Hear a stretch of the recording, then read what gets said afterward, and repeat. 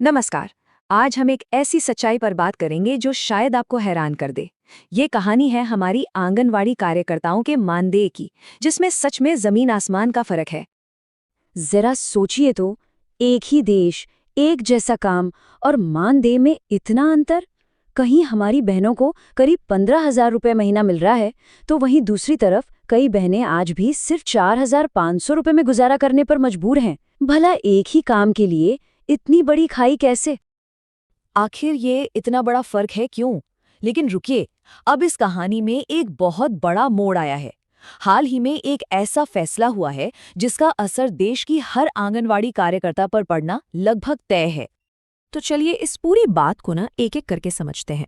हम देखेंगे कि ये अंतर क्यों है, ये नया नियम आखिर कहता क्या है, कौन से राज्य इस मामले में सबसे आगे हैं, आपके मानदेय का पूरा हिसाब किताब क्या है, और सबसे जरूरी, क्या ये लड़ाई यहीं खत्म हो गई है। तो सबसे पहले बात करते हैं उस सबसे बड़ी खबर की जो सब कुछ बदलने की ताकत रखती है। सालों के संघर्ष और मानदेय में भारी अंतर को देखते हुए अदालती निर्देशों के बाद अब एक बड़ा नियम सामने आया है।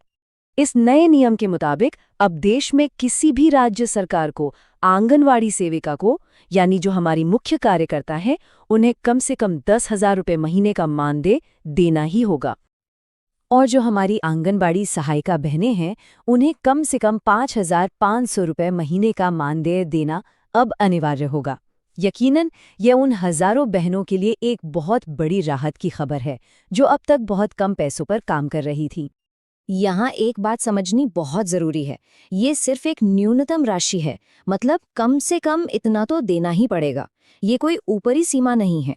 इसका मतलब ये है कि राज्य सरकारें चाहें तो अपनी तरफ से इसमें और भी ज्यादा बढ़ोतरी कर सकती हैं। ये एक मजबूत नींव है जिस पर आगे और बेहतर मानदेय की उम्मीद की जा सकती है।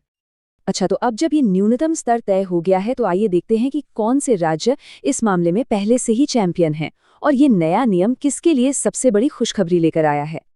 इस टेबल में देखिए, पूरी तस्वीर एकदम साफ हो जाती है। एक तरफ है दिल्ली और मध्य प्रदेश जैसे राज्य, जहां मानदेय 13,000 से 15,000 रुपए तक पहुंच गया है। केरल भी लगभग 14,000 रुपए दे रहा है। वहीं दूसरी तरफ उत्तर प्रदेश और असम जैसे राज्य अब तक काफी पीछे चल रहे थे। राजस्थान जैसे राज्य अब नए न्यूनतम मानक के करीब पहुंच रहे हैं। ये दिखाता है कि अगर सरकार की नीयत हो तो कार्यकर्ताओं की मेहनत का सही मूल्य दिया जा सकता है। ये नया नियम उन राज्यों के लिए उम्मीद की किरण है जो सबसे पीछे थे। अब बिहार, नागालैंड और असम जैसे राज्यों पर जबरदस्त दबाव है कि वो अपनी बहनों का मानदेय बढ़ाएं ताकि वे कम से कम इस राष्ट्रीय न्यूनतम स्तर तक तो पहुंच ही सकें। लेकिन सवाल तो वही है कि आखिर मानदेय में इतना